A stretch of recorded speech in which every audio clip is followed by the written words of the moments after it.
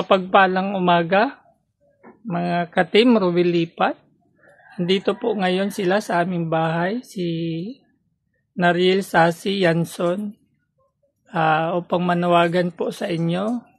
Talaga pong nakakaawa ang kanilang kwento ng buhay, lalo pa ngayon at 11 months na silang iniwan ng kanilang aligi ng tahanan. Ayan, Ma'am Kati, anong masasabi niyo po? Good morning po, ma'am. Ako po'y nanay ni Nariel Sasi Yanson.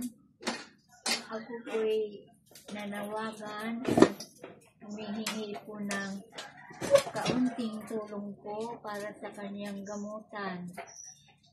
May sakit po siyang psoriasis vulgaris, mayroon ding epilepsy, mayroon ding thyroid. Ngayon po, ang inilalapit ko po sa inyo, yung kanyang gamutan po, na hindi ko po kakayanin. Kasi labandira lang po ako, maliit lang po ang sinasahod ko, hindi po nagkasya yung aking sahod sa kanyang mga maintenance. Madalas po kaming humihingi ng tulong sa mga palengke, sa mga nagtitinda ng damit, sa mga kaibigan ko po. Nanghihingi po ako ng tulong, kaunting tulong, para lang po maluktungan buhay ng aking anak. Kasi nakakaawa po naman po siya, lumalaban siya. Kayang-kaya na po niya ang sakit niya kahit kung minsan dumudugo na yung balat niya, yung kanyang puson, kanyang bidi, kanyang likod, braso at ulo. Lalo na po sa binti niya. Minsan po namamaga, hindi po ako makapasok dahil wala po may maiwan sa kanya. Dalawa na lang po kami, kaya nagtutulungan kami. Mabuti lang, malakas yung resistensya niya, hindi sa sumusuko sa kabila ng sakit na sa kanya. Maasa na lang ako sa Panginoon na sana pagalingin siya, na sana po may taong makakatulong sa amin sa kahit sa papaano, kahit kunting tulong lang po. Pag naipon-ipon naman siguro po yan, makakabili din po ako ng gamot. Wala po akong ibang hinahanap o hinihingi po sa Panginoon, kundi yung kanyang gamot lang po. Ayan guys, siya po si Nariel Sasi Yanson, pero ang palayo niya po ay Sam. Ano po sila, kalaro po siya ng aking mga anak noon. Ayan Sam, lapit ka sa camera, ipakita mo yung mga sugat. Ayan, yes Lord. Paano? Kalat na yan sa buong katawan. Sige nga, sa tiyan, sa likod. Kanang may kay Kuya Jermo. Sige sa likod. Grabe na Buti nakakatulog ka pa niyan pag yan kumakati. Hindi po siya makakatulog pag sobrang kati. Tinutulungan ko siya kaganyan-ganyan ang likod niya. So pati mga hita, binti po, wala na pong natira, pati kanya pik-pik po. Ayan, buong katawan daw po. Ayan, buong katawan niya hanggang paa po. Ayan, tingnan natin yung paa. Ayan po, malalaki nga po dito banday. Ayan po. Ang puwit po nito, hindi na makita na puwit yan. Ayan po. Masakit po yan, masakit po siya. Yan. Wala ba kayong ibang nalapitan na para tulad ngayong kandidatuhan, wala ba kayong ibang nalapitan? Lumalapit po ako sa mga kandidato pero sabi nila walang pundo. Hindi po sila nagbibigay. Sa DSWD naman po, pag na-hospital po siya, guarantee liter lang po yun. Tapos, ang gamot po, ako din po ang magbibili. Kaya minsan po, pinapagalitan akong doktor kasi hindi ko nabibili yung gamot, hindi nagagawa yung laboratory, kasi wala po ako talagang magagawa. Wala po akong mahiraman. Basta na ano na lang po ako, naisip ko na lang po yun na manghingi ng tulong sa palengke, sa mga simbahan po, sa Baclaran.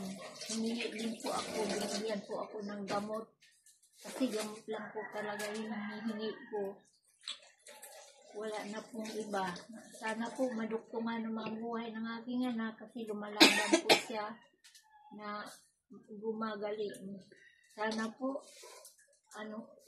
matutulungan po ninyo kami. Kahit kaunti lang po. Ayan, mapapanood kayo sa pamamagitan ng aming founder na si Sir Ruel Lipat. Ayan, shoutout po sa aming founder na si Sir Ruel Lipat, ang kanyang may bahay na si Ma'am Luz Lipat, at sa aming mga members and officers na si Sir Delio TV, Dong Tigidong, ang aming admin na si Ma'am G. Franco Vlog, Ma'am Lilia Carino, Ma'am Joanne Wanmig, Mar Biranya, Christy Alforte, kay Sir Joroy Lipat, Heraldo May Doranda, at sa aming coordinator na si Ma'am Percy Official. Nung isang bisis po kami sumakay sa bus, pinababa po kami ng driver at saka yung konduktor. Kasi may sakit yung anak mo ng psoriasis vulgaris, ay madami po yun. Kaya pinababa po kami. Mabuti lang po, may dalawang estudyante na nurse. Natid kami sa ospital ng Maynila. Lagi po kami pinagdidirihan magsakay sa jeep, sa bus. Kahit sa sidecar po, minsan pag nakita nila, nagsasabi silang, ay ano yan, nakakahawa po yung sakit niya. Kaya sobrang sakit po para sa akin na pinag-aanuhan po kami ng tao. Sobra pong sakit sa akin na ganyanin po yung anak ko, pandirian po kami. Tinatanggap ko na lang po yun. At nagdadasal na lang po ako, nanalangin na sana gumaling na lang yung anak ko. Hiyaan na lang namin sila. Kung hindi nila naintindihan yung sakit ng anak ko, okay lang po sa akin yan. Wala po sa akin yan. Kahit masakit po sa akin. Wala po kung ibang hingiin lang po talaga. Makainom lang ng gamot yung aking anak.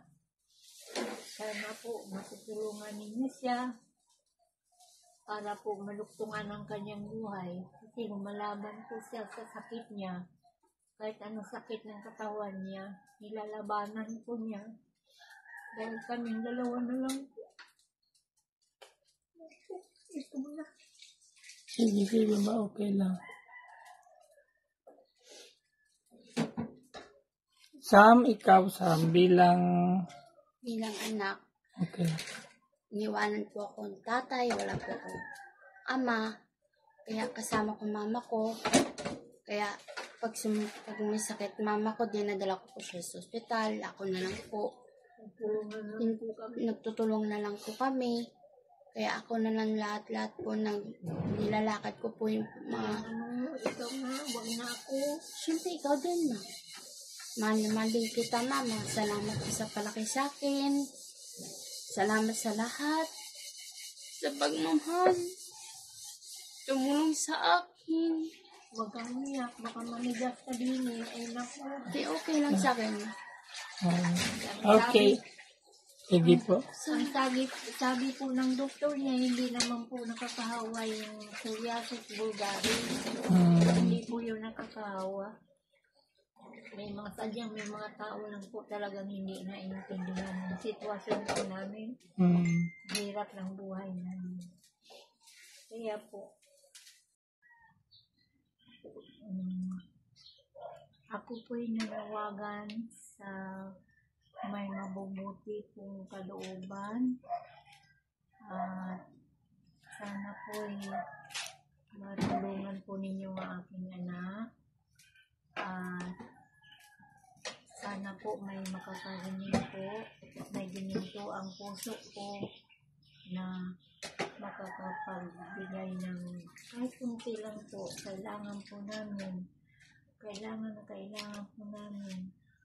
At sa inyo po, God bless na lang po sa inyo. At Diyos na lang po ang bahala sa inyo gumante. At salamat po. Salamat.